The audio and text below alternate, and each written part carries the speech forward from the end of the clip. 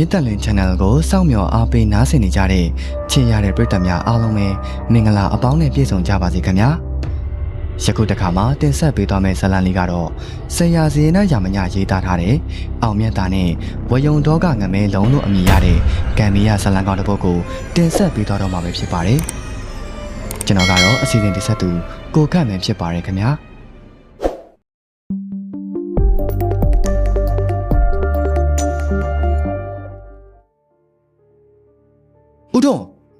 ဦးထွန်းရေမနက်စောစောစီစီအိမ်ရှိကနေလမ်းអော်နေတဲ့အတန်ကြောင့်ထွက်ကြည့်လိုက်ရာကြက်ချန်နေမှာလှုပ်တဲ့မောင်သားဖြစ်နေတာကိုမြင်လိုက်ရတယ်ဟေးမောင်သားစောစောစီစီဘာဖြစ်တာလဲညာကြက်ချန်နေကကြက်တွေပျောက်သွားလို့ဗျဟေးဘယ်နှကောင်တောင်ပျောက်သွားလို့လဲ9ကောင်တောင်ဗျည7 နာရီလောက်ထိကိုကျွန်တော်လိုက်ကြည့်နေသေးတယ်အဲ့ဒီချိန်ကတော့မှကြက်တွေကရှိနေသေးတာဗျလွန်ခဲ့တဲ့2 ရက်ကလည်းကြက်တွေပျောက်ပြီးပြီမလားဒီပုံစံတိုင်းတာဆိုငါးချန်တွေကကြက်တွေတော့ကုန်တော့မှာပဲမနေ့ကကြက်ချန်တာကိုဘယ်သူတွေလာသေးလဲရွာတွေကလူတွေကတော့ဒီအတိုင်းလာနေကြတာပဲဘယ်သူလာတယ်လို့တော့မမှတ်မိတော့ဘူးမောင်သားရဲ့စကားကြောင့်ဦးထွန်းကတပ်ပြင်းချလိုက်ပြီးတော့ရွာလူကြီးနဲ့တိုင်ရန်ထွက်လာခဲ့လိုက်တယ်အဲ့ဒီလိုနဲ့2 ရက်လောက်ကြာတော့ဒေါ်သိန်းကမွေးရတဲ့ဝက်တကောင်ကပျောက်ပါလေရောရွာထဲမှာကြက်တွေဝက်တွေပျောက်နေပေမဲ့ဘယ်သူခိုးလဲဆိုတာတော့မသိရသေးဘူးတခိုးကလည်းပါးနဲ့တယ်ဆိုရမလားပဲရွာသားတွေစောင့်ကြည့်နေတဲ့ကြားလင်းရင်လစ်တယ်လို့ဝင်ခိုးတတ်တယ်ဒီလိုနဲ့ကြာလာတော့တခိုးကအတင့်ရဲလာပြီးတော့လူနေအိမ်တွေပေါ်ထိကိုတက်ခိုးတဲ့အဆင့်ထိဖြစ်လာခဲ့တယ်တရက်မှာတော့အိမ်အောင်ဖေးကချိုးအတန်ကြားတဲ့အတွက်ဦးဖိုးထင်ရထလိုက်ပြီးတော့အိယာပြီးမှစောင်းထားတဲ့တုံးနဲ့ဓာမီကိုကောက်ကင်ကအိမ်အောင်ဖေးကိုအသာလေးထွက်လာခဲ့လိုက်တယ်အိမ်အောင်ဖေးနဲ့နီးလာလေပစ္စည်းတွေကိုလှန်လောရှာဖွေနေတဲ့အတန်ပိုကျဲလာတာကြောင့်ဓာမီနဲ့ထိုးကြည့်လိုက်ရာကြောင်ရင်တကားကိုဖွင့်ပြီးတော့ပစိုးတွေကိုငရမ်းချောက်တွေထည့်နေတဲ့လူတယောက်ကိုမြင်လိုက်ရတယ်ဒီမြင်ကွင်းကြောင့်ဦးဖိုးထင်ရလန့်သွားပြီးတော့ပါဇက်ကနေလေတခိုးပြို့တခိုးလိုအော်လိုက်ရာလုံကြီးခြုံထားတဲ့လူကပြတင်းမောက်ကနေလက်ကနေခုန်ချကထွက်ပြေးပါလေရောဦးဖိုးထင်ရဲ့အော်တန်ကြောင့်အိမ်နီးနားချင်းတွေကနိုးလာပြီးတော့ထွက်ပြေးသွားတဲ့သူနောက်ကိုလိုက်ကြပေမဲ့မမိလိုက်ကြဘူးဒီကောင်အတော်လှင်တာပဲကျုပ်လူတော်မှမိအောင်မလိုက်နိုင်ဘူးရွာထဲမှာအပြေးပြိုင်ရင်အမြဲတမ်းပိုဆွဲနေကြဖြစ်တဲ့မောင်တင်းကစိတ်ပြက်လက်ပြက်နဲ့ပြောလိုက်တာကြောင့်သူ့ဘေးမှာရှိနေတဲ့မောင်ကင်းကဟုတ်ကြောင်းထောက်ခံလိုက်ပြီးတော့ကျုပ်လေရေကနေပဲတွေးလိုက်တာဒီကောင်အတော်အပြင်းညံတာပဲဒီပုံစံအတိုင်းဆိုရင်တော့ငါတို့ရွာအတွက်အန္တရာယ်ရှိတယ်နောက်ရက်တွေတအိမ်တယောက်စီအလဲကျကင်းဆောင်မှရတော့မယ်မဟုတ်ရင်တရွာလုံးမှာရှိတဲ့ပစ္စည်းတွေကုန်သွားလိမ့်မယ်ရွာလူကြီးဥပဖိုးရဲ့စကားကိုကြံတဲ့သူတွေကခေါင်းငိမ့်ပြလိုက်ပြီးတော့ဒီတခိုးကိုမိရင်တော့မှတ်လောက်အောင်ဆုံးမပြရမယ်အဲ့ဒီလိုကြုံသွားလိုက်ပါတော့တယ်ငဆိုးမင်းဒီနေ့ကွန်းကြံနေကိုမသွားဘူးလားနေ့လယ်မှာသွားမယ်ဖိုးသိန်းရဲ့ဒီမနေ့ခြံထဲမှာလှုပ်ရှားလေးတွေရှိနေသေးလို့ဒါဆိုမင်းဒီနေ့မအားတော့ဘူးပေါ့ညနေလောက်မှအားမှာလေဘာဖြစ်လို့လဲငါသတင်းတစ်ခုရတာလို့ကွာဘာသတင်းတော့အခုတလောငါတို့ရွာမှာတခိုးတောင်းညံ့နေတာမင်းသိတယ်မလားအင်းလေအဲ့ဒီကောင်ကငမဲလို့ပြောနေကြတယ်ဟုတ်ပါမလားကွငမဲရဲ့မိဘတွေကဒီလောက်ပတ်စံရှိတာနှစ်ပဲ6 ပြားနေတော့ခိုးမယ်မထင်ပါဘူးငါလည်းအစမင်းလိုပဲတွေးမိတယ်ဒါပေမဲ့လွန်ခဲ့တဲ့2 ရက်လောက်ကငမဲတယောက်ကသွေးတွေပေးနေတဲ့အဝတ်အစားနဲ့တော်ရဲကနေထွက်လာတာကိုမြင်လိုက်တဲ့သူရှိတယ်နောက်ပြီးတော့သူ့လက်ထဲမှာလည်းအသားတွေကိုကင်ထားတယ်ဆိုပဲဟာဒီကောင်ကတယောက်တည်းရောဟုတ်ပါမလားတခြားသူတွေရောမပါနိုင်ဘူးလားဝက်တကောင်လုံးတယောက်တည်းခိုးသွားတာမျိုးတော့ငါလည်းမယုံဖြစ်နေတာဒါကတော့ဖမ်းမိတဲ့အခါမေးရမှာပဲဒီညငါတို့ကင်းလှည့်နော်စောစောလာခဲ့အောင်အေးပါစောစောလာခဲ့ပါမယ်ကွအဲ့ဒါနဲ့ငဆိုးလေဖိုးသိန်းကိုနှုတ်ဆက်ပြီးတော့ခြံထဲကိုထွက်သွားပေမဲ့စိတ်ထဲမှာတော့ငမဲအကြောင်းအသာတွေးနေခဲ့တယ်ဒီလိုနဲ့2 ရက်လောက်အကြာမှာတော့ဖိုးသိန်းတယောက်ကဦးရဖားရနဲ့ပြေးလာပြီးတော့ငဆိုးငမဲတည်တဲ့တရင်ကိုကြားပြီးပြီလားဟမ်ငမဲရဘယ်လိုလုပ်ပြီးတော့တည်သွားတာလဲဒီကောင်ကိုမတွေ့တာတော့တော်ကြာနေပြီငါလည်းမနက်ကမှသိတာဒီကောင်မိုးချိုးပြရွာဘက်ကအိမ်တအိမ်မှာပစ္စည်းဝင်ခိုးပြီးတော့ထွက်ပြေးရနေဝါငုတ်ကရင်ဝါကိုစိုက်ပြီးတော့တည်တာတဲ့ကွာမင်းကိုဒီအကြောင်းဘာသူပြောရလဲခုနကပဲငမဲရဲ့အိမ်ကိုရဲတွေရောက်လာပြီးတော့လာပြောသွားတာ ဖိုးတဲ့ရဲ့စကားကြောင့်ငဆိုးကလည်းလောလက်စအလုပ်ကိုပြစ်ချပြီးတော့ငမဲတို့အိမ်ကိုပြေးသွားရာအိမ်ပေါ်မှာရွာလူကြီးတွေနဲ့ငမဲရဲ့မိဘတွေကစကားပြောနေတာကိုမြင်လိုက်ရတယ်ငဆိုးကအိမ်ရှိမှရက်ကြည့်နေတဲ့မောင်သားအောင်မြင်တော့ငမဲအကြောင်းကိုမေးလိုက်ရာငမဲအလောင်းကိုမြို့ပေါ်ကရင်ခွဲရုံစီကိုခေါ်သွားပြီတဲ့ဒီကောင်ကတကိုးဖြစ်နေတယ်ဆိုတာယုံတော့မယုံကွာတကိုးဆိုတာဂျိုးမပါတာမောင်သားရဲ့ဒီလိုကောင်ရွာမှာရှိတာကရွာနာနေပြီဘာပဲဖြစ်ဖြစ်သူ့နိုင်ရည်ကိုတော့ကူပေးရမှာပေါ့ကွာအဲ့ဒါနဲ့ငမဲရဲ့နိုင်ရည်ပြီးလို့တပတ်လောက်အကြာမှာတော့မိုးချိုးပြေးရွာဘက်ကပစ္စည်းတွေပျောက်တယ်ဆိုတဲ့အတန်ထွက်လာခဲ့တယ်တကိုးကျုံမျက်လုံးနဲ့ရှင်းရှင်းလင်းလင်းကြီးကိုမြင်လာမှာဗျာကျုံမနဲ့ကြရင်ဈေးသွားရောက်မှုဆိုပြီးတော့လှဲပေါ်မှာပစ္စည်းတွေတင်ထားတာကိုစက်ကနေယူပြီးတော့ထွက်ပြေးသွားတာနို့ကိုမောင်မှုပျောက်သွားတဲ့အထုပ်ထဲမှာဘာတွေပါသွားလဲကွန်ဒီကြောက်တွေထည့်ထားတဲ့အိတ်ကပါသွားတာဗျဘယ်တကိုးကကွန်ဒီအိတ်ကိုခိုးမလဲဗျနောက်ပြီးတော့ကွန်ဒီအိတ်ဆိုတာလူတယောက်တည်းထမ်းပြေးဖို့ဆိုတော့ဘလို့မှမဖြစ်နိုင်ဘူးလေ။အော်ကဲကျုပ်ကလင်ရမလားဗျအဲ့ဒီတကောင်သားကြောပေါ်တင်ပြီးတော့ပြေးတာလှစ်ကနေနေတာပဲကျုပ်လည်းမိတယ်တော့လိုက်ပေမဲ့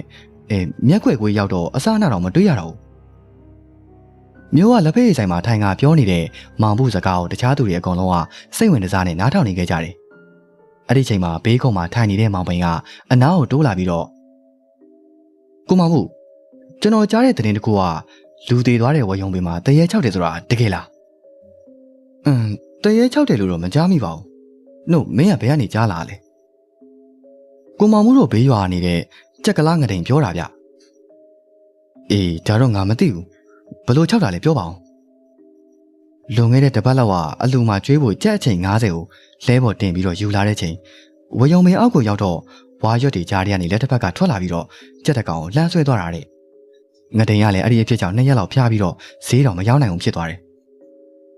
ဟေးဟုတ်လားငါလည်းသူပြောတဲ့လမ်းဖြတ်နေကြပဲတခါမှတော့မကြုံဘူးကိုမောင်ဘိုးကတားစိမ့်ကားစိမ့်မှမယူသွားတာဘယ်ဖြစ်မလဲမယုံရင်အပြန်ကြရင်အမဲသားတဲ့ကိုဝယ်သွားကြည့်ပါလားဟီဟီမင်းကတော့ငါ့ကိုအချွန်နဲ့မနေပြန်ပြီကိုစားရေလက်ဖက်ရည်ကိုရှင်းမယ်ဟဲ့အဲ့ဒါနဲ့ကိုမောင်ဘိုးကသူ့တောက်ထားတဲ့လက်ဖက်ရည်ကိုချပေးပြီးတော့ကုံစိမ့်တန်းဘက်ကိုထွက်သွားခဲ့လိုက်တယ်အဲ့ဒီနေ့ကဈေးထဲမှာကုံကျွေးယူရတဲ့သူတွေနဲ့စရင်ရှင်းနေတာကြောင့်ညနေဆောင်မှရွာကိုပြန်လာခဲ့ရတယ်ဒီနေ့အိမ်ပြန်နောက်ကျနေတာမို့ခလေးတွေစားဖို့အတွက်ခောက်ဆွဲကြော်နှစ်ပွဲဝယ်ပြီးတော့ရွာလန်းအတန်အောင်ဖြတ်လာတဲ့အချိန်ကောင်းထဲမှာမောင်ပင်းရဲ့စကားမတွေးထားဘဲနဲ့ဒိုင်းကနေဝင်လာခဲ့တယ်အချိန်ကမောင်ရင်ပြိုးစားအချိန်မို့လှဲကိုကတ်တုတ်မောင်းပြီးတော့ဝယုံတောအောက်ကနေဖြတ်လာတဲ့အချိန်လှဲနောက်ကနေတစ်ချက်နဲ့လိုက်လာတဲ့ခြေတံကိုကြားလိုက်ရတယ်ကိုမောင်ဘိုးကလည်းရှင်းရှင်းလင်းလင်းကြီးကြားလိုက်ရတဲ့ခြေတံကြောင့်လှဲကြည့်လိုက်ရဘာမှတော့မတွေ့ဘူးဒီလိုနဲ့လဲကိုစက်မောင်းလာခဲ့ရဖိုးတာထိန်တရားနားလဲရောက်ရောနွားနှကောင်ကရှေ့ကိုစက်မသွားတော့ဘဲနဲ့တဖူးဖူးနဲ့နှာမုံနေတာကြောင့်ဇက်ကျိုးကိုဆွဲပြီးတော့ကြည့်လိုက်ရလှဲရှိရနေဖြတ်သွားတဲ့မွေးတဲ့ကောင်ကိုမြင်လိုက်ရတယ်ကိုမောင်ဘိုးကလည်းအဲ့ဒီတော့မှတပြင်းချပြီးတော့လှဲပေါ်ကဆင်းကမွေးကို6လန့်မောင်းထုတ်ဖို့တော်တချောင်းကောက်ဖို့အလုပ်လှဲအနောက်မှာတွဲလောင်ကျနေတဲ့ခြေထောက်နှစ်ချောင်းကိုမြင်လိုက်ရတယ်ဖနက်မပါဘဲနဲ့ဖုံးနေပေးနေတဲ့ခြေထောက်နှစ်ဖက်ကဘယ်ညာလှုပ်ရမ်းနေတာကိုမြင်လိုက်ရတာကြောင့်ကိုမောင်ဘိုးကလည်းငယ်တန်းပေါင်းအော်ပြီးတော့ပြေးပါလေရောကိုမောင်ဘိုးရဲ့အော်တန်ကြောင့်လမ်းသွားလမ်းလာတွေကပြေးလာပြီးတော့ကိုမောင်ဘိုးဘာဖြစ်တာလဲလဲပေါ်မှာပါလာလို့ကွာဟင်လဲပေါ်မှာဘာပါလာလို့လဲဗျတရေပါလာလို့မဟုတ်တာဗျာဘယ်မှာလဲတရေလဲပေါ်မှာဘာမှမရှိပါဘူးလမ်းသွားလမ်းလာသူတွေရဲ့စကားကြောင့်လှည့်ကြည့်လိုက်ရာလဲပေါ်မှာဘာမှမရှိဘဲနဲ့လမ်းဘေးမှာပေါက်နေတဲ့မြက်တွေကိုစားနေတဲ့နွားနှကောင်သာမြင်လိုက်ရတယ်ကိုမောင်ဘိုးကလည်းသူတေချာမြင်လိုက်ရတာကြောင့်စိတ်ထဲမှာတနှုံဖြစ်သွားပြီးတော့လှဲစီကိုပြန်လာကအိမ်ကိုမောင်းပြန်လာခဲ့လိုက်တယ်။အိမ်ကိုရောက်တော့ပါလာတဲ့ခောက်ဆွဲကြော်တို့ကိုယူကအတင်းစောင့်နေတဲ့မိသားစုနဲ့အတူထမင်းလက်ဆောင်စားနေတဲ့ချိန်သမီးကြီးဖြစ်သူကမောင်ဖြစ်သူကိုကြည့်ပြီးတော့မောင်အောင်နင်းကထမင်းမစားဘဲနဲ့ခောက်ဆွဲကြော်တွေပဲစားနေတာအဖေတို့အမေတို့တက်တောင်နည်းနည်းပဲကြံတော့တယ်။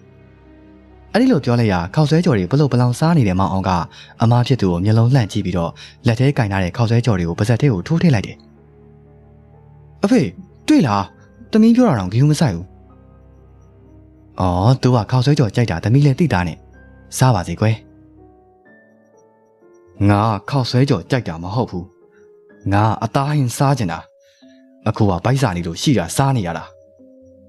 မောင်အောင်စီကနေထွက်လာတဲ့အတန်ကြောင့်တားမိတားဖာ3ယောက်စလုံးကမျက်လုံးပြူးသွားပြီးတော့ငါအောင်နင်ဘလို့လေတံနဲ့ပြောနေရလဲ ငါနာမည်ငါအောင်မဟုတ်ဘူးငါနာမည်ငမဲကွာငါအောင်ကအတန်အောကြီးနဲ့ပြောပြီးတော့ထမင်းဝိုင်းမှာရှိနေတဲ့သူတွေကိုမျက်တောင်အနေနဲ့လိုက်ကြည့်နေတာကိုမြင်လိုက်ရတဲ့ကိုမောင်ဘူးလည်းအလန့်တကြားဖြစ်သွားပြီးတော့မိန်းမဖြစ်သူကိုမျက်စာပြစ်ပြကအိမ်နီးနားချင်းတွေကိုသွားခေါ်ဖို့အချက်ပြလိုက်ရတယ်ခဏနေတော့ကိုမောင်ဘူးအိမ်ပေါ်မှာအိမ်နီးနားချင်းတွေရောက်လာပြီးတော့အဲ့ဒီထဲမှာပါတဲ့ဒေါ်ယူဝင်းကထမင်းဝိုင်းမှာစောင့်ကြောက်ထိုင်နေတဲ့ငါအောင်နားကိုကတ်ကမင်းဘာတူလဲဒီကလေးကိုဘာလို့ပူးကတ်နေရလဲငါဝဝလင်းလင်းမစားရတာအတော်ကြပြီငါအသားဟင်းနဲ့ထမင်းစားခြင်းတယ်မောင်ဘူးငါအိမ်ကိုတွားပြီးတော့ပရဲရည်ပလင်းကိုယူလာခဲ့ဒေါ်ရီဝင်းရဲ့စကားကြောင့်ငါအောင်ကကျန်းကိုလက်သီးနဲ့ဖြောင်းခင်းနဲ့မြည်အောင်ထိုးလိုက်ပြီးတော့ပရဲရည်ကိုတွားယူရင်ဒီကလေးကိုဂုတ်ချိုးတက်ပြစ်မယ်ဟမ်ငါ့ကိုမလုပ်ရဲဘူးလို့မထင်နဲ့နော်အကြီးလေး तू ကတကယ်လုံးမဲ့ပုံကြီးနော်ကျွန်တော်ဘာလုပ်ရမလဲခဏနေပါအောင်ငါချော့မော်ပြီးတော့မေးကြည့်ပါအောင်မယ်အဲ့ဒါနဲ့ဒေါ်ရီဝင်းကကိုမောင်ဘူးကိုခတ်တူတူပြောလိုက်ပြီးတော့မောင်အောင်စိုက်ကြည့်ကမင်းကဘာစားချင်တာလဲငါတို့ကမင်းစားချင်တာကိုကြွေးရင်ခလေးကိုရီကနေထွက်သွားမှာလားငါ့ကိုအသားဟင်းနဲ့ထမင်းကြွေးရင်သွားမယ်ကဲမောင်ဘူးရေအခုချက်ချင်းငါ့အိမ်ကကြက်တကောင်ကိုသွားယူပြီးတော့ချက်လိုက်အေးတင်နေရထမင်းတအိုးကိုတည်ထားလိုက်ဟုတ်ကဲ့အကြီးလေးအဲ့ဒါနဲ့ကိုမောင်ဘူးနဲ့ဇနီးဖြစ်သူတို့ထွက်သွားတော့ငါအောင်ကအဖျားတက်တယ်လို့ဖြစ်ကတုံရီနေခဲ့တယ်နိုင်ဝက်လောက်ကြာတော့အငွေ့တထောင်ထောင်ထနေတဲ့ထမင်းအိုးနဲ့ဟင်းအိုးကငါအောင်ရှိကိုရောက်လာခဲ့တယ်အနံ့လေးကမွေးနေရပဲဒီလိုမျိုးမစားရတာတော့အတော့ကြပြီ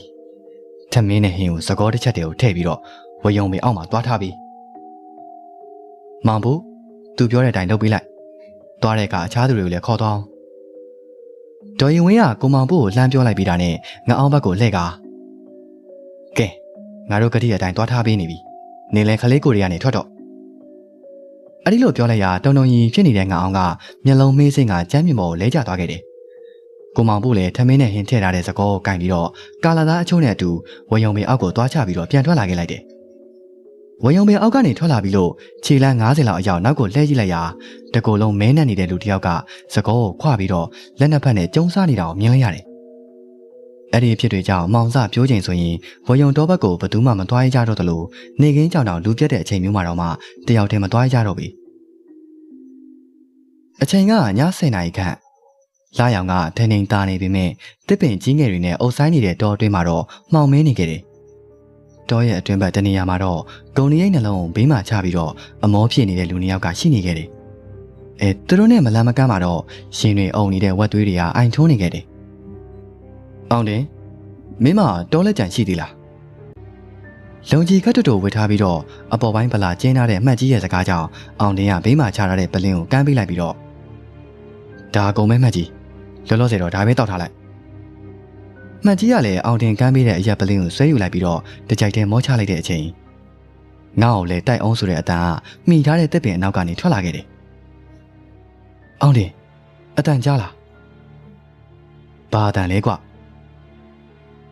ွအရက်တောင်းတော့တဲ့အတန်ကိုငါကြားလိုက်တယ်မင်းစိတ်ထင်တာနေမှာပါကွာဒီမှာမင်းနဲ့ငါနဲ့ပဲရှိတော့ငါတေချာကြားလိုက်ရတာပါကွာမှန်ကြီးကဇဝေဇွာနဲ့ရေရွတ်လိုက်ပြီးတော့လက်ကြံအရက်ကိုထပ်မော့လိုက်တဲ့အချိန်ငါ့ကိုအရက်တိုက်လို့ပြောနေတော့မကြောက်ဘူးလာ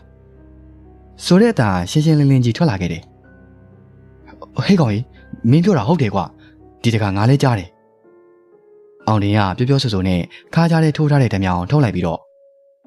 ဟမ်ဘယ်ခွေးမှသာအရက်တောင်းတောင်းနေရလဲကွာတရဲဖြစ်ဖြစ်လူဖြစ်ဖြစ်ရှေ့ကိုထွက်လာခဲ့စမ်းမျိုးပါကန်းအောင်လှုပ်ပစ်လိုက်မယ်အဲ့ဒီလိုကျင်းဝါလိုက်ပြီးတော့ဘေးမှာချထားတဲ့ဓမီနဲ့ဟိုတိုးတီတိုးလှုပ်ကြည့်လိုက်ရသူတို့ထိုင်နေတဲ့တစ်တိုပင်ရဲ့အနောက်ဘက်မှာငုတ်တုတ်ထိုင်နေတဲ့လူရဲတစ်ခုကိုမြင်လိုက်ရတယ်အောင်တင်နဲ့မကြီးတို့ကညအချိန်တွေဆိုရင်ဝက်ကိုးပေါ်တဲ့အလုံးနဲ့အသက်မွေးကြပြီးတော့တရဲတစီဆိုတာကိုကြောက်တတ်တဲ့လူစားမဟုတ်ကြပြီတခါတလေဝက်ပေါ်တဲ့အချိန်တွေမှာအသားစိမ်သွေးစိမ်တွေလာတောင်းစားတဲ့တရဲတစီတွေနဲ့လည်းကြုံမှုခဲ့သလိုပေါ်ထားတဲ့အသားတွေကိုနှိုက်ယူတတ်တဲ့တရဲတစီတွေနဲ့လည်းကြုံတွေ့ခဲ့မှုကြတယ်။ဒါကြောင့်နှစ်ယောက်သားထိုင်နေရာကနေထလိုက်ပြီးတော့ဓမြောင်ကိုစီကိုင်းကအသင်းအနေထားနဲ့နေလိုက်ကြတယ်။ဟေ့ကောင်မင်းကဘာလုပ်လဲကွာ။ငါလေကွာငါ့ကိုမင်းတို့မသိတော့ဘူးလား။ကြောပေးထားတဲ့လူရဲ့အတန်ကြောင့်အောင်တင်တို့နှစ်ယောက်ကအချင်းချင်းကြည့်လိုက်ပြီးတော့ဘယ်ကငါလဲပြောစရာရှိတာပြောစမ်းအသားစားခြင်းနဲ့ဆိုငါတို့တက်ဖယ်ထားတဲ့ထဲကနေကျွေးမယ် မင်းတို့ကငါ့ကိုတော့မမှတ်မိကြတော့ဘူးလား၆ကကရီတန်းရဲ့အဆုံးမှာကြောပေးထိုင်ထားတဲ့လူကခေါင်းကိုစက္ကနဲ့လှည့်လိုက်ရာရှင်ဝါမှာဝချွန်တန်လန်စိုက်နေတဲ့ငမဲကိုမြင်လိုက်ရတယ်ဟင်ငမဲမင်းငမဲမလားငါမင်းတို့ဒီနေရာကိုလာမယ့်နေ့ကိုစောင့်နေတာ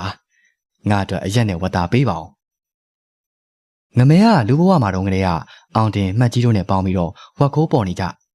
ဒီနေရာသူတို့တောင်းရရဲ့စကြက်လို့လည်းပြောလို့ရတယ်တည်သွားတဲ့ငမဲဖြစ်သူကိုမြဝါးထစ်နဲ့မြင်လိုက်ရတာကြောင့်မှတ်ကြီးနဲ့အောင်တင်တို့ရဲ့ခြေပြားလက်ပြားတွေကအေးဆက်လာပြီးတော့ကြက်သိမ်းမွေးညင်းတွေကဖြန်ကနေထလာခဲ့တယ်အဲ့ဒီချိန်အောင်တင်ကဂုံဒီအိတ်ထဲမှာထည့်ထားတဲ့ဝတ်သားတစ်တွေကိုနှိုက်ယူကငမဲငါတို့မှအရက်မရှိတော့ဘူးမင်းအသားစားခြင်းနဲ့ဆိုငါတို့ကြွေးပါမယ်ရော့ဒီမှာမင်းစားဖို့အဲ့ဒီလိုပြောပြီးတော့ပြစ်ပေးလိုက်ရာငမဲကအသားတွေကိုကောက်ယူပြီးတော့ပလုတ်ပလောင်းနဲ့စားပါလေရော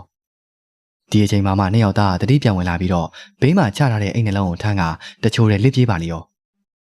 ဒီလိုနဲ့တစားနဲ့တစားငမဲရဲ့တည်င်းကမိုးကြိုးပြည့်ရွာအနီးတစ်ဝိုက်ကိုပြန့်နှံ့လာခဲ့တယ်လို့လာပြေလာကွယ်နေတယ်ဆိုရင်လေမဲကောင်ကြီးကသူများအိမ်ကကြက်တွေဝက်တွေကိုလာဆွဲတယ်ဆိုတဲ့ကောလာဟာလာလေးထွက်လာခဲ့တယ်အောင်တယ်ဒီရပိုင်းအလောက်ကလည်းအဲ့တဲ့လူမရှိဘူးငမဲကြောင့်ငါတို့အလုပ်ပါထိခိုက်နေပြီအေးကွာဒီရပိုင်းတော့ရက်တော့နတ်မမှန်တော့ဘူးငါတို့ရှေ့ဆက်ဘယ်လိုလုပ်ပြီးတော့စားကြမလဲအောင်နေရဲ့စကားကြောင့်အမှတ်ကြီးကပါဇက်ထဲဝါနေတဲ့ကုန်းကိုထွေခင်းနဲ့ထွေးထုတ်လိုက်ပြီးတော့ငါအကြံတစ်ခုရပြီဒါပေမဲ့အဆင်ပြေပါမလားတော့မသိဘူးဘာကြံလဲပြောကြည့်စမ်းငမဲကလူဘဝတော်မှတော်ရုံဝတ်တကောင်ထမ်းပြေးနိုင်တာမင်းလည်းသိတယ်မလားသိတယ်လေအဲ့ဒါနဲ့မင်းအကြံဘယ်လိုလုပ်ပြီးတော့ပတ်သက်နေလို့လဲငါတို့ကငမဲကိုအတုံးချပြီးတော့အရင်အလုပ်ကိုဆက်လုပ်မယ်ဆိုရင်ရောဖြစ်ပါမလားကွာတရေနဲ့ငါတို့ကဘယ်လိုလုပ်ပြီးတော့အလုပ်လုပ်မှာလဲဒီကောင်ကတရေဘဝကိုရောက်နေပေမဲ့လူဘဝတော့ကဗီဇာမပြောက်သေးဘူးကွာလွန်ခဲ့တဲ့ရက်ဦးဖို့စိန်ရဲ့ခြံလေးကဝက်ကိုဝင်ဆွဲတဲ့ကောင်ကငမဲလို့ပြောနေကြတယ်အဲ့တော့မင်းကဘယ်လိုလုပ်မယ်စိတ်ကူးတာလဲမင်းနဲ့ငါနဲ့ငမဲကိုစီးယုံပြီးတော့ငွေရမယ်လုပ်ကြည့်အောင်မင်းကြံကြောင်နှစ်ကောင်လုံးငမဲနောက်လိုက်နေရမယ်နော်မလိုက်ရပါဘူးကွာငမဲကအခုထိငါတို့ကိုသိနေသေးတာအခွင့်အရေးပဲကွာအေးကွာဒါဆိုလည်းပြီးတာပဲညကြရင်ဘယ်ချိန်ဆုံကြမလဲည9 နာရီဒီနေရာကိုလာခဲ့ငါလည်းငမဲအတွက်အသားလေးပါလေးတွားရှာလိုက်အောင်မယ်မှတ်ကြီးကအောင်တင်ပကုံးကိုပုတ်ပြီးတော့ကွန်းကြံနေရှိတဲ့ဘက်ကိုထွက်သွားခဲ့လိုက်တယ်ရွာရီဘက်မှာတော့ည9 နာရီလောက်ရောက်တာနဲ့ဘသူမှအိမ်ပြင်ကိုမထွက်တော့ဘဲနဲ့တကားပဲအိတ်ကြတာကြောင့်ရွာလမ်းမကြီးက6ကတ်တိတ်ဆိတ်နေခဲ့တယ်အဲ့ဒီချိန်မှာအောင်တင်နဲ့မှတ်ကြီးကဖက်နဲ့ထုတ်ထားတဲ့အထုပ်တစ်ထုပ်ကိုဆွဲပြီးတော့ဝယုံတောဘက်ကိုထွက်လာခဲ့ကြတယ်ဝယုံပင်အောက်ကိုရောက်တော့မှတ်ကြီးကလက်ထဲကင်ထားတဲ့အထုပ်ကိုပြစ်ချလိုက်ပြီးတော့ငမဲမင်းအတွက်ငါတို့စားစရာယူလာတယ်လာစားလေကွာအဲ့ဒီလိုပြောလိုက်ရာဝယုံပင်တွေကရုတ်တရက်လှုပ်ရမ်းလာပြီးတော့သူတို့ရှေ့ကိုလူတစ်ယောက်ကပုတ်ကနေခုန်ချလာခဲ့တယ်ငမဲမင်းအတွက်အမဲသားယူလာတယ်အရင်စားလိုက်အောင်မှတ်ကြီးရဲ့စကားကြောင့်မဲကောင်ကြီးကဝယုံပင်အောက်မှာချထားတဲ့အထုပ်ကိုကောက်ယူကပလုတ်ပလောင်းနဲ့စားနေခဲ့တယ်အဲ့ဒီမြင်ကွင်းကိုကြည့်နေတဲ့အောင်တင်နဲ့မှတ်ကြီးတို့နှစ်ယောက်ကအတိတ်ပဲပါတဲ့အကြီးနဲ့အချင်းချင်းကြည့်လိုက်ပါတော့တယ်တခိုးပြိုးတခိုးရွာနောက်ပိုင်းကနေထွက်လာတဲ့အတန်ကြောင့်ကာလာသားတွေအားလုံးကတုတ်တွေဓာတ်တွေကပြေးထွက်လာခဲ့ကြတယ်ဟမ်ဘာမှလဲတခိုးဒေါ်များစိန်အိမ်နောက်ဘက်ကိုပြေးဝင်သွားတာမြင်လိုက်တယ်ဒါဆိုဒီကောင်ထောက်ပေါက်ပိတ်ပြီအဲ့ဒီအိမ်နောက်ကအင်းမဲရှိတာဆိုတော့ဒီကောင်ရေထဲကိုဆင်းပြေးမှပဲရမယ်ကဲအားလုံးထောက်ပေါက်တွေပိတ်ထားကြကာလာသားကောင်ကလမ်းអော်ပြီးတော့တခိုးပြေးသွားတဲ့နေရာကိုလူအားနဲ့ပိတ်ထားလိုက်ကြတယ်တတိထားကြနော်ဒီကောင်မှလက်နဲ့ပိုင်ပါလိမ့်မယ်တွေ့ရင်တယောက်တည်းမဝင်နဲ့လှမ်းခေါ်ကြကာလာသားတွေကတော်စိမ့်မြအိမ်ကိုဝိုင်းပြီးတော့တမီးတွေနဲ့ထွန်းကရှာနေတဲ့အချိန်မျက်နှာကိုပစိုးအုပ်ထားတဲ့လူနှစ်ယောက်ကရွာအနောက်ပိုင်းမှာရှိနေတဲ့ဒေါ်အစာဘီရဲ့စိတ်ချံတဲတဲ့ကိုလက်ကနေခုံဝင်သွားခဲ့တယ်တခိုးကဘာမှလဲကွာဒီလောက်ပိတ်ထားတာတော့မှဘယ်ကနေထွက်သွားတာလဲအင်းနဲ့ကိုရေကူးသွားဖို့ဆိုတာလည်းမဖြစ်နိုင်ဘူးဒီလောက်တမီးတွေထိုးရတာကိုဘလို့ပျောက်သွားတာပါလဲရွာသားတွေကလည်းမျက်စိအောက်မှာပျောက်သွားတဲ့တခိုးဖြစ်သူကြောင့်အန်တကြိတ်ကြိတ်တောက်တက်ကက်ဖြစ်နေခဲ့ကြတယ်တခိုးကမျက်စိအောက်မှာတင်ပျောက်သွားခဲ့လိမ့်ပြီစားကွာငမင်းရော့ အောင်တင်ကသွေးတန်တရေရဲဖြစ်နေတဲ့အသားတွေကိုခက်လန်းလန်းစီပြစ်ပေးလိုက်ရာအမောင်ထဲမှာငုတ်တုတ်ထိုင်နေတဲ့ကောင်ကအသားတွေကိုကောက်ယူကအငမ်းမရကိုက်စားနေခဲ့တယ်။နောက်တစ်ခါလည်းအခုလိုပဲလှုပ်ပေးအောင်ငမဲရမင်းကငါတို့ကိုကူညီရင်မင်းလည်းအစာကောင်းကောင်းစားရမယ်ကွာ။မှတ်ကြီးကဓားမှာပေးနေတဲ့စိတ်သွေးတွေကိုတုံ့ရင်းနဲ့အားရတဲ့လေတန်းနဲ့ပြောလိုက်ရာအောင်တင်ကစိတ်သားတွေထဲထားတဲ့ဂုံဒီအိတ်ကိုကျိုးနဲ့စီးလိုက်ပြီးတော့မင်းရဲ့ကြံအဆင်ပြေတယ်မှတ်ကြီးကဒီတရက်နှစ်ရက်တော့ပိုက်ခွေးနိုင်ပြီထင်ပါရဲ့ကွာအဲ့ဒီလိုပြောပြီးတော့လက်ကြံအရက်ပလင်းကိုမောချလိုက်ပါတော့တယ်အဲ့ဒီချင်းကစပြီးတော့တရက်ချားနှစ်ရက်ချားဆိုသလိုရွာထဲမှာတခိုးကတ်တက်ပြီးတော့ကတ်တဲ့တခိုးကလည်းရွာသားတွေလိုက်ဖမ်းရင်းနဲ့ကိုမျက်စိအောက်မှာနေပျောက်ပျောက်သွားတတ်တာကြောင့်ရွာသားတွေအားလုံးကအထိတ်တလန့်ဖြစ်လာခဲ့ကြတယ်အကြီးလေးအေးဘယ်သူလဲဟေ့အော်ကျွန်တော်ဖိုးခွေပါဗျဟင်ဖိုးခွေပါလားဘယ်ကနေဘလို့ရောက်လာတာလဲဇလွန်ဖျားဘူးသွားရင်းနဲ့မောင်စပြိုးလာလို့အကြီးလေးစီကိုခဏဝင်လာတဲ့တာမတွေ့ရတော့ကြာလာပြီဖိုးခွေရေလှဲပေါ်ကဧည့်သည်တွေကိုလည်းအိမ်မော်ခေါ်ပါအောင်ဆရာတို့ဒါကကျွန်တော်အမေရဲ့ညီမလေးဟုတ်ကဲ့တွေ့ရတာဝမ်းသာပါတယ်အကြီးဒါကဦးစင်းကြီးကေတရာရဲ့မိတ်ဆွေကြီးလေဆရာတွေဆိုတော့ကျောင်းဆရာတွေများလားဟာအကြီးကတော့လောက်ပြီဗျာဆရာတို့ကလော်ကီဆရာတွေပါဗျကျောင်းဆရာမဟုတ်ပါဘူး။အော်မသိပါဘူးတော့ငငယ်လေးနဲ့တန်းတန်းပြပြလေးတွေဆိုတော့ကျောင်းဆရာလို့ထင်သွားတာ။အကြီးလေးရဲ့စကားကြောင့်ဖိုးခွေးကသဘောကျစွာနဲ့ရေးလိုက်ပြီးတော့ဒါနဲ့ဦးဘမန်ကြီးကိုလည်းမတွေ့ပါလား။မင်းဦးလေးကရွာထဲမှာအစည်းအဝေးရှိလို့သွားနေတယ်။ဒါနဲ့မင်းအမေရောနေကောင်းရဲ့လား။ကောင်းပါတယ်အကြီးလေး။ဆရာတို့ရှင်နွေးချန်လေးတောင်းဆောင်ပါအောင်။အကြီးဒီဆရာတွေကအရန်ဆွမ်းတာနော်။အကြီးတို့ရွာမှာပယောဂတွေဘာတွေဖြစ်တဲ့သူရှိရင်ပြောရွာမှာတော့ပယောဂဖြစ်တဲ့သူတော့မရှိပါဘူးဒါပေမဲ့အရန်တောင်းညံ့နေတဲ့တရေတစ်ကောင်နဲ့ဖမ်းလို့မမိတဲ့တခိုးတစ်ကောင်တော့ရှိတယ်သူတို့ကဘလို့တောင်းညံ့နေရလဲအကြီးဖိုးခွေးရဲ့စကားကြောင့်အကြီးလေးကရွာမှာဖြစ်ပျက်နေတာတွေကိုပြောပြလိုက်ရာ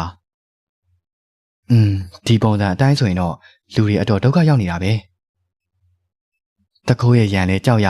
တရေရန်လဲကြောက်ရနဲ့မောင်စားပြောပြီးဆိုရင်အိမ်ထဲကနေအိမ်ပြင်တော့မထွက်ရဲပါဘူးဆရာရဲ့ဒီကြားတဲ့တခိုးလိုက်ဖမ်းရင်းနဲ့အိမ်မှာရှိတဲ့ပစ္စည်းတွေကပျောက်တာလည်းရှိသေးတယ်အခုလိုဖြစ်နေတာဘယ်လောက်ကြာနေပြီလဲအကြီး2 လလောက်တော့ရှိပြီပြီးခဲ့တဲ့3 ရက်လောက်တုန်းကလည်းရွာထဲကလူတယောက်ကတခိုးကတ်လို့လိုက်ဖမ်းရင်းနဲ့တခိုးမမိဘဲနဲ့သူ့အိမ်ကရွှေတွေပျောက်သွားလေရဲ့ဟမ်ဟုတ်တယ်ဆရာအဲ့ဒီနေ့ကသူ့အိမ်ကလူတွေမျိုးတက်သွားတော့သူတယောက်ပဲရှိတာအဲ့ဒီချိန်ရွာထဲမှာတခိုးကတော့သူကလိုက်ပြီးတော့ဖမ်းမိတာလေဖမ်းတဲ့တခိုးမမိဘဲနဲ့သူ့အိမ်ကရွှေတွေပါအခိုးခံလိုက်ရတာနောက်ပြီးတော့ထူးဆန်းတာတခိုးကမျက်စိရှိမှတွေပျောက်သွားတာအဲ့ဒီနေ့ပြီးတော့ရောရွာထဲမှာဘာမှမဖြစ်သေးဘူးပေါ့လောလောဆယ်တော့ငြိမ်နေတယ်ဆရာဘယ်တော့ထဖြစ်မလဲမပြောတတ်သေးဘူးအကြီးလေးရဲ့စကားအဆုံးမှာအစည်းအဝေးသွားတတ်တဲ့ဥပမာပြန်ရောက်လာပြီးတော့ဟာမောင်ဖိုးခွေဘယ်တော့မှရောက်နေရလဲအခုမှရောက်တာဦးလေးဧည့်သည်တွေကိုဖျားဖို့လိုက်ဖို့ရင်လည်းတညဝင်သေးတာမင်းဆိုဒီမှာလဲလာရင်ဘယ်တော့မှအေးအေးဆေးဆေးနေတတ်တယ်ဆိုတော့မရှိဘူးအေးအေးဆေးနေမလို့ပဲဗျဦးလေးတို့ရွာမှာတရေရလဲ6တခိုးကလည်းတောင်းညံ့နေတာဆိုတော့မနေရဲလို့ဗျဟီဟီဟောမင်းအကြီးလေးကရွာမှာဖြစ်နေတာတွေကိုပြောပြပြီးပြီထင်တယ်အခုသွားတဲ့အစည်းအဝေးမှာလဲတခိုးဖမ်းဖို့တိုင်ပင်နေကြတာကျုပ်စကားဖြတ်ပြောလို့ရမလားဟုတ်ရပါတယ်ဗျပြောပါကျုပ်နာမည်ကအောင်မြတ်တာပါလော်ကီဆရာတယောက်အဖြစ်အသက်မွေးပါတယ်မိတ်ဆွေတို့ရွာမှာဖြစ်နေတဲ့ဖြစ်ရပ်တွေကိုနားထောင်ကြည့်တော့ဒီကိစ္စတွေမှာပုံမှန်မဟုတ်တဲ့လက္ခဏာတွေတွေ့ရတယ်ဥပမာဗျာတခိုးကိုလိုက်ဖမ်းနေရင်မျက်စိအောက်မှာပျောက်သွားတယ်ဆိုတာမျိုးလူတွေကတခိုးကိုအာရုံစိုက်နေချိန်မှာတခြားအင်အားပစ္စည်းတွေပျောက်သွားတာမျိုးကြားတော့စိတ်ထဲမှာနည်းနည်းတော့မတင်ငါဖြစ်မိတယ်ဘလို့အရာမတင်ငါဖြစ်တာလဲဗျဒါကတော့အတွေးနဲ့ပြောဖို့တော့နည်းနည်းခက်မယ်မောင်ဖိုးခွေကျုပ်တို့လည်းဒီရွာမှာတောင်းညံ့နေတဲ့တခိုးမီးမှာပဲဖျားသွားဖူးကြတာပေါ့ကျွန်တော်ကအချိန်ရပါတယ်ဆရာအိမ်မပြန်ရလေကောင်းလေပဲဖိုးခွေရဲ့စကားကြောင့်အောင်မြတ်တာတို့ရောကိုပန်းမှန်တို့ပါရီးလိုက်ကြတယ်အောင်မြတ်တာတို့ရောက်တဲ့ညမှာတော့ရွာထဲမှာဘာမှမထူးခြားပေမဲ့ဒုတိယညမှာတော့ရွာတောင်ပိုင်းကနေတခိုးအချက်ပေးတန်ချောင်းခောက်တန်ထွက်လာခဲ့တယ်အချက်ပေးတန်ကြားရနဲ့အတင်းစောင့်နေကြတဲ့ရွာသားတွေကဒုတ်တွေဓာတ်တွေဆွဲပြီးတော့ထွက်လိုက်ကြသလိုနောက်ချန်ကားသားတွေကလည်းလက်နက်ကိုစီဆွဲကင်ကအိမ်တွေကိုလှည့်ပတ်ကြည့်ရှုနေခဲ့ကြတယ် အောင်မြတ်တာတို့ကတော့ကိုပန်းမှန်နဲ့အတူတန်ချောင်းခောက်တဲ့အပိုင်းကိုသွားကြည့်ရာပေတရာလောက်ကျဲတဲ့ကွန်းချံကိုဓမီကိုစီနဲ့ဝိုင်းထားတဲ့ရွာသားတွေကိုမြင်လိုက်ရတယ်။ဟေးမောင်တင်အချင်းနေဘလို့ရှိလဲ။ဟိုကောင်လေးကွန်းချံတွေကိုပြေးဝင်သွားတာမြင်လိုက်ရလို့ဝိုင်းထားတာ။တခြားသူတွေရောဘာထူးသေးလဲ။မထူးသေးဘူးဦးလေးဒီကောင်အထဲမှာရှိကိုရှိရမယ်။ရွာသားတွေရဲ့စကားကြောင့်အောင်မြတ်တာကကွန်းချံပတ်ပတ်လေးကိုကြည့်လိုက်ရာကွန်းရက်တွေအညွန့်တက်ဖို့လှုပ်ထားတဲ့ဝါးစင်ပေါ်မှာငုတ်တုတ်ထိုင်ပြီးတော့ရွာသားတွေကိုလှောင်ပြောင်နေတဲ့တရေတက်ကောင်ကိုမြင်လိုက်ရတယ်။ဥပမာတခိုးကမျက်စိအောက်မှာတင်ပျောက်သွားတဲ့အကြောင်းရင်းကိုကြုတ်သိပြီ။ဟင်တခိုးကဘာလို့ပျောက်သွားလဲဆရာ။ဘာလို့လဲဆိုတော့တခိုးကလူမမဟုတ်တာပဲဗျ။ရွာသားတွေတခိုးကိုမြင်အောင်ကြုတ်လုပ်ပေးမယ်။အောင်မြတ်တာလွယ်ထဲပါလာတဲ့ဒိဗ္ဗဆက်ကူအင်ကိုထုတ်လိုက်ပြီးတော့ရွာသားတွေအနေနဲ့ကုန်းစင်ပေါ်မှာရှိတဲ့နာနာဘဝကိုသာမြင်စေရန်အတိတ်တန်ကမျက်လုံးတွေကိုပုတ်ပေးလိုက်တယ်။အဲ့ဒီချိန်မှာမှရွာသားတွေအနေနဲ့ဟာကနေဟင်ကနေဖြစ်သွားသလိုကုန်းစင်ဘဝကောင်လေးသူ့ကိုမြင်သွားပြီဆိုတာကိုသိတာနဲ့စင်ဘဝနဲ့ခုံချကထွက်ပြေးပါလိမ့်ရော။ဒါပေမဲ့ခက်လန်းလန်းအရောက်မှာပဲအောင်မြတ်တာလက်ညှိုးထိုးပြီးတော့ရောက်တဲ့အရက်မှာချုပ်ပြီးတုပ်ပြီးနေစမ်း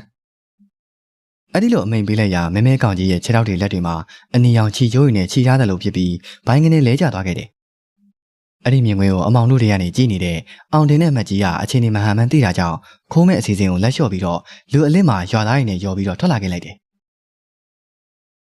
ဒီကောင်ကဝယုံတုံးမှာတောင်းညံ့နေတဲ့ကောင်လား။ပုံစံကလည်းကြောက်ဖို့ကောင်းလိုက်တာ။ရွာသားတွေအနေနဲ့အောင်မြတ်တာရဲ့အင်းအဆွမ်းကြောင့်ချုံနှောင်ခံထားတဲ့သူကိုမြင်နေတယ်လို့အောင်တင်နဲ့မတ်ကြီးတို့ကလည်းအဆိုပါမြင်ကွင်းကိုမြင်နေခဲ့ရတယ်။ထိုအချိန်အောင်မြတ်တာကလူအုပ်ရှိကိုထွက်ပြီးတော့ဒီကောင်ကတခိုးဟန်ဆောင်ပြီးတော့လူတွေရဲ့အာယုံလှည့်စားနေတာ